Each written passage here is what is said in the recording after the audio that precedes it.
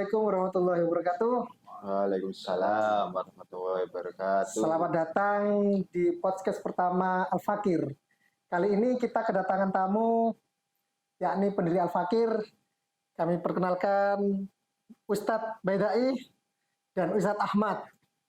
Sehat Ustadz? Alhamdulillah. Alhamdulillah. Ya Ustadz, ini kita akan membicarakan tentang sejarahnya berdiri Al-Fakir itu gimana Ustadz? Berbicara Al-Fakir dan sejarahnya ini cukup panjang. Karena yang kita kenal sekarang ini adalah Yayasan Peduli Yatim dan Sosial Al-Fakir. Ya. Sebelum menjadi Yayasan Peduli Yatim dan Sosial Al-Fakir, awalnya adalah PYD Al-Fakir. Apa itu PYD itu? Peduli Yatim dan Oh, Duafa. Peduli Yatim dan Duafa.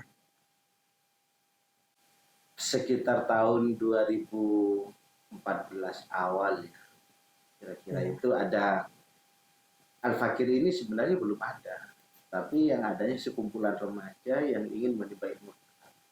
Oh gitu. Ya, Terus gimana? dari sekumpulan remaja ini kemudian pada awal tahun 2015, tepatnya pada tanggal 2 Januari 2015, itu kami mengadakan ziarah ke makam Kiai Haji Abdurrahman Wahid di Tebuireng. Gus Dur ya Ustadz ya? Ya, di Gus Dur, di Iya, Jombang. di Jombang.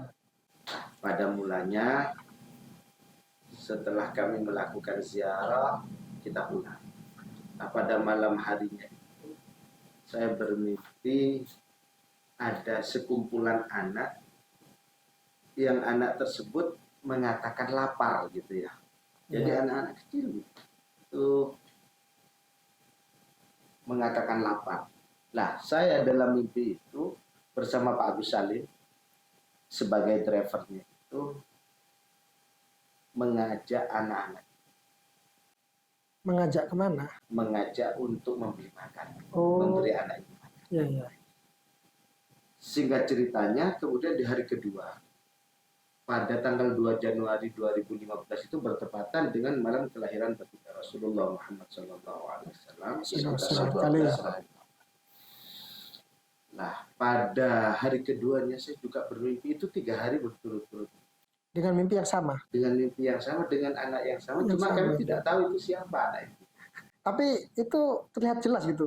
Wajahnya itu. Jelas banget. Cuma kami tidak mengenal dia itu siapa. Oh, bisa gitu ya. Ya. Jadi di hari keduanya sama anak ini datang minta makan. Di hari ketiganya setelah minta makan, kemudian ada sesepuh kami ini yang bernama almarhum Bapak Muhammad. Sejenak kita kirim Fatihah dulu untuk almarhum Bapak Muhammad. Al-Fatihah. Alhamdulillah. Bismillah.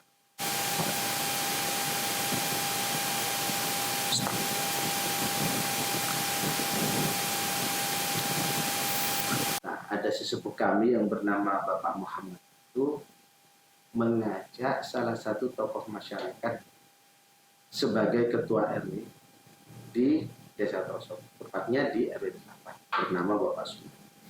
Nah, Pak Muhammad ini kemudian mengajak Pak Suma menancapkan plang di depan rumah saya, bertuliskan Al-Fakir.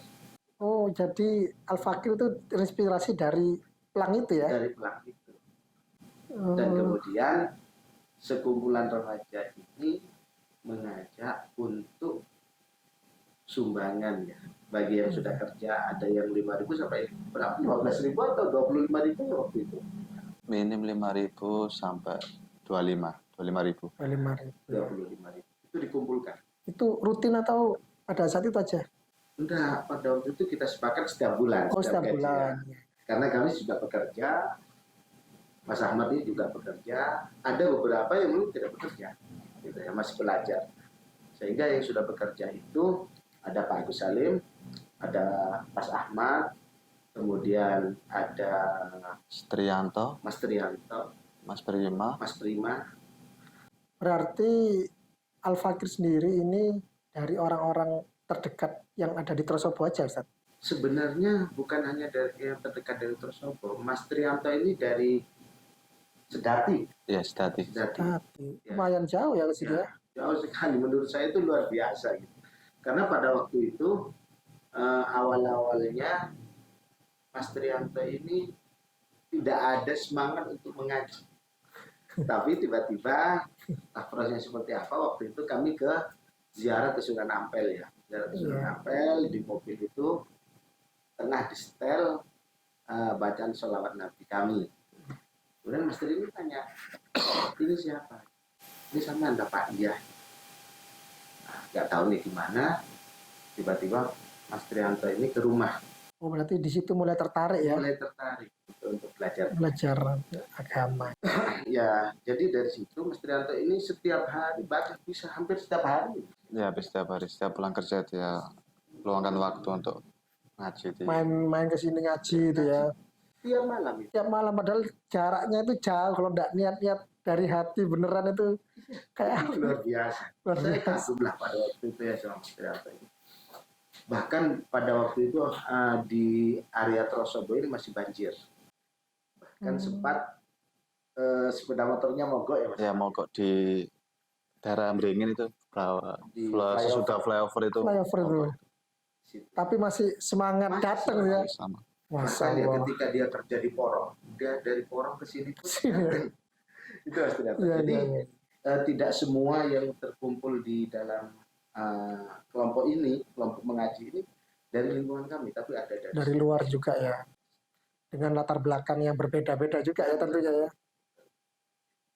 Terus dari apa namanya, peduli yatim dan duafa hingga terbentuknya yayasan ini gimana ya ceritanya, Sat?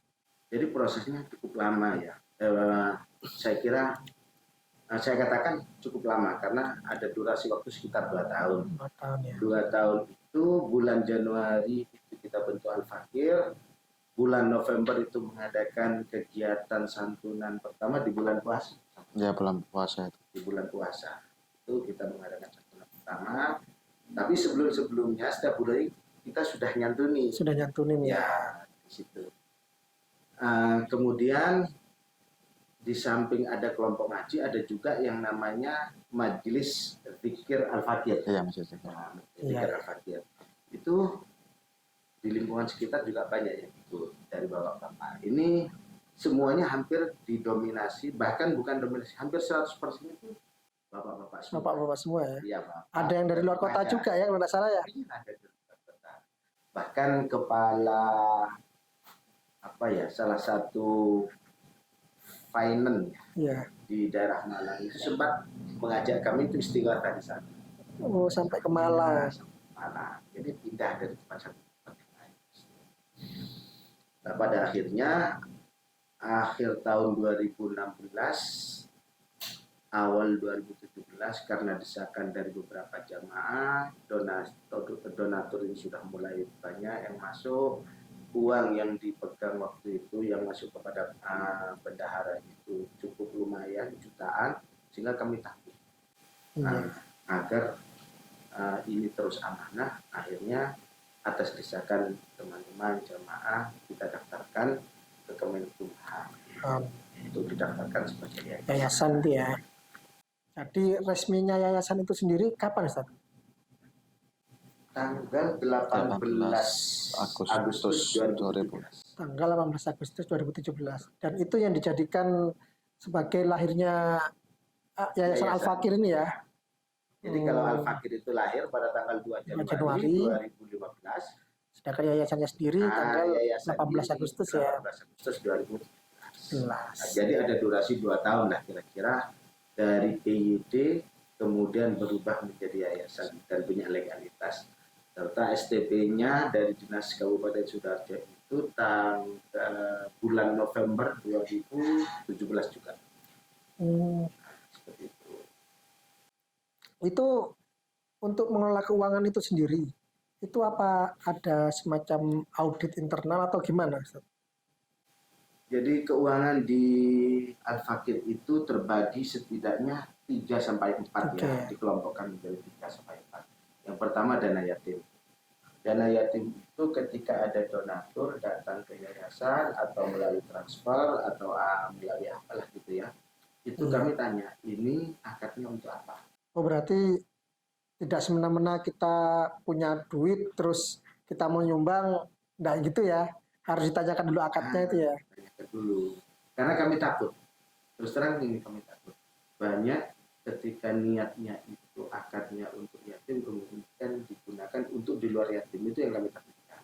Yang kami benar-benar punya akad kalau misalnya di yatim itu digunakan untuk yatim. Mulai dari pendidikan yatim, ada event yatim, ada pada waktu awal sekolah itu ada pendaftaran sekolahnya yatim, ada untuk punya yatim dan seterusnya. Itu untuk dana yatim. Sedangkan yang kedua itu ada dana sosial. Dana sosial ini digunakan untuk sosial. Kegiatan sosial ya. Sosial. Dan yang ketiga ada dana pendidikan. Pendidikan ini alhamdulillah di tahun 2022 ya. Ya, 2022 itu sudah mendapatkan legalitas dari Kemenang. Oh, gitu. Jadi kami juga punya Payung lah ya. Madrasah di Al-Fakir ya. Sekitar 60 sampai 65 santri ya yang ada di insya Allah segitu. Lumayan banyak juga ya. Untuk yatimnya itu sekitar 125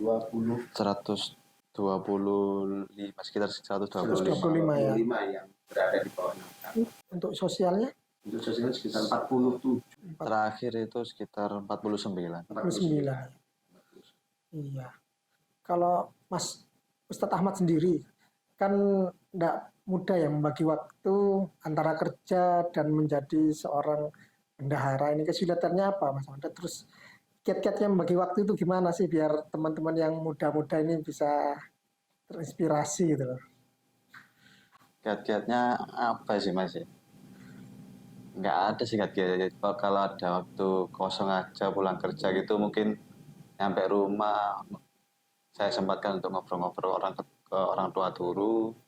Mungkin jam 8 baru keluar rumah ke yayasan ngecek apa itu donasi-donasi yang di-share di grup sama nyicil-nyicil ya laporan-laporan keuangan gitu. Nggak sampai mengganggu kerjaan ini ya?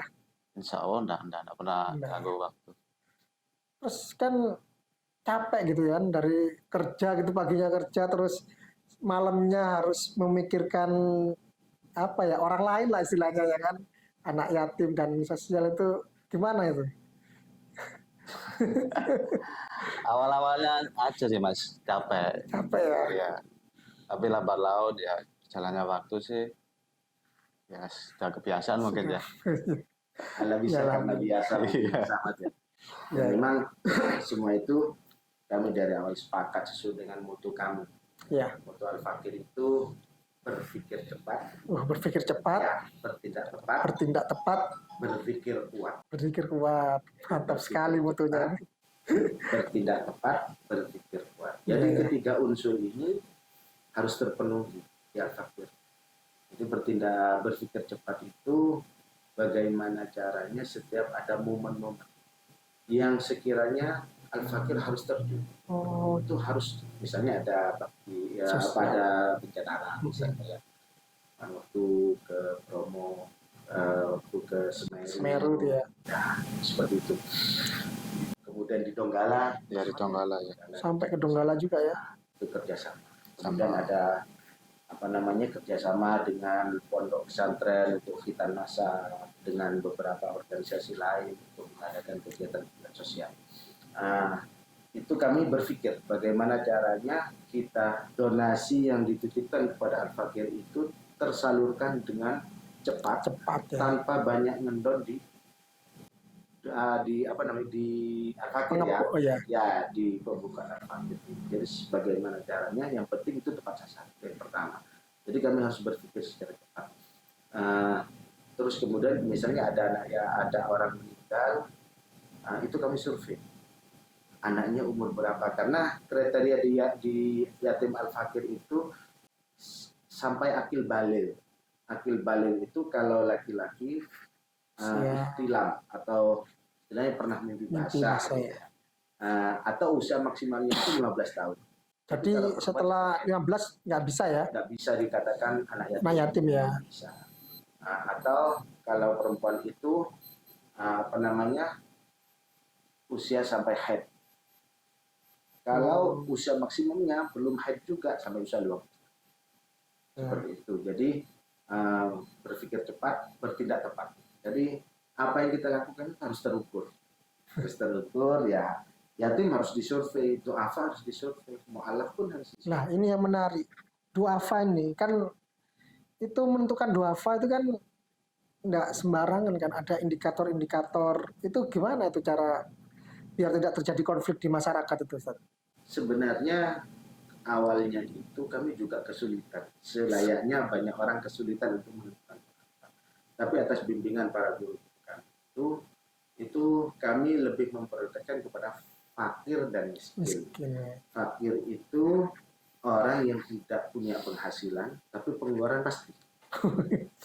Fakir sekali. Atau dia punya penghasilan untuk makan sekarang, cari sekarang, besok makan besok. Kalau miskin itu dia punya penghasilan tapi lebih besar pengeluaran daripada pendapatan. Berarti itu memang harus benar terseleksi. Ya, terseleksi dengan benar ya, harus terjun langsung ke lapangan ya. Memang di Al-Fakir itu diberlakukan survei dari humas kami ini ketika ada misalnya yatim itu disurvei. Yang kami takutkan itu ada anak yatim abal-abal, maaf. Nah, iya. Karena itu pernah terjadi ya Mas Ahmad ya, pernah terjadi waktu itu kesalahan. Jadi ada anak pungut yang memungut itu meninggal dunia, tapi ayah kandungnya masih ada. Seperti itu. Sehingga kami sangat teliti dengan hal itu, berupaya bagaimana caranya anak yatim ini benar-benar anak yatim dan harus ada keterangan kematian serta kemudian sampai gitu ya, detail banget gitu ya. Terus untuk menghindari kalau untuk yang sosial itu ya. Sosial. Lah, itu kan terkadang kan apa namanya ya? Kalau kita ambil dokumentasi itu kan kadang ada yang tersinggung, ada yang enggak gitu, tuh gimana untuk agar enggak tersinggung itu loh, Ustaz? Itu sempat apa namanya terjadi hal yang begitu. Cuma kami itu komitmen gini. Kami mengambil ini terserah orang mau menilai kami apa gitu ya. Jadi mau orang katakan ya kok acara beginian, kok ini dipublis dan sebagainya. Tapi itu adalah bagian dokumentasi kami karena kami ini bukan uang kami sendiri, tapi titipan dari donatur yang perlu kami sampaikan ulang pertanggungjawabannya. Sehingga juga Mas Ahmad ini bikin laporan bulanan sebagai bendahara. Seperti itu. Iya, ini ada pertanyaan menarik. Saya pernah dengar dulu bahwa Al-Fakir ini ada seseorang yang menghibahkan toko di pasar itu untuk Al-Fakir itu apa benar itu, Ustaz? Betul itu. Betul. Bahkan bukan hanya toko ya. Di situ ada 2 stand di pasar Sepanjang. Itu sama isinya, sama uangnya. Sama uangnya juga ya. Masya Allah. Jadi di dalam laci itu masih ada uang. Kemudian ada apa namanya ya? Kaleng. Itu masih ada uang. Jadi kami tidak tahu gimana cerita awalnya, tiba-tiba ada orang datang yang mana pemilik toko itu sudah meninggal dunia, tidak punya istri, tidak punya anak. Jadi sebatang kara ya. Sebatang kara. Yang luar biasa.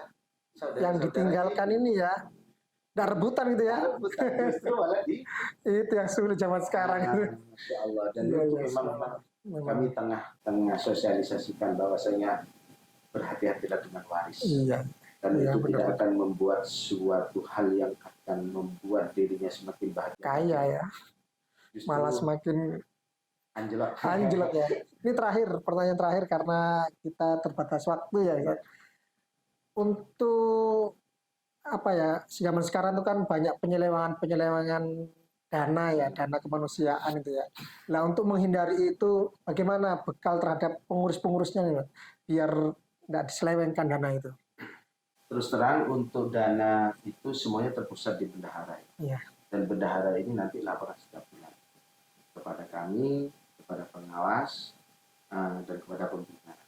Itu dilaporkan. Untuk ke donatur juga dilaporkan juga itu? Di donatur biasanya kami pampang. Oh ya, gitu ya. Depan yayasan. Depan yayasan. Tapi kalau misalnya ada yang menginginkan monggo, kami Berarti siap. transparan sekali ya. Transparan. Dan memang itu bukan hanya dari jenengan saja yang menanyakan. Iya, Banyak orang yang semua mencuri. orang. Tapi bagaimana kiat-kiat kami dari pengurus itu sudah komitmen. Pak, komitmen kami itu begini. Kami dulu diajari oleh salah seorang guru kami yang Al-Habib Sayyid. Kalian itu mendirikan yayasan, satu kaki kalian sudah ada di neraka. Berat juga. Bahkan ada satu daud beliau itu yang membuat kami itu semakin mantap ya. Tapi mantapnya bukan mantap gimana, mantap takut. Takut ini. Apa namanya beliau tuh begini. Gimana itu? Pengurus-pengurus Al-Fakir itu jangan hanya terpapang di banner saja, Bener ya. tapi kelak akan dipertanggungjawabkan. Iya, akhirat ya. Ya. Jadi jangan enak-enakan. Iya. Seperti itu, artinya ada doktrin-doktrin, ada memang benar daud-daud para guru kami dan doa-doa guru kami serta orang tua kami itu sangat membantu kami untuk terus berhati-hati. Tentunya juga kami minta bantuan kepada siapapun agar terus mengkoreksi kami, Ya, masukan itu kami. penting ya Ustadz ya. Penting sekali. Penting ya. Agar kami tidak kebablasan. Oke, Ustadz, berhubung sudah waktunya sudah habis ini, nanti Siap. kita lanjut lagi ke depan. Terima kasih waktunya Ustadz Sama-sama. PDAI dan Ustadz Ahmad.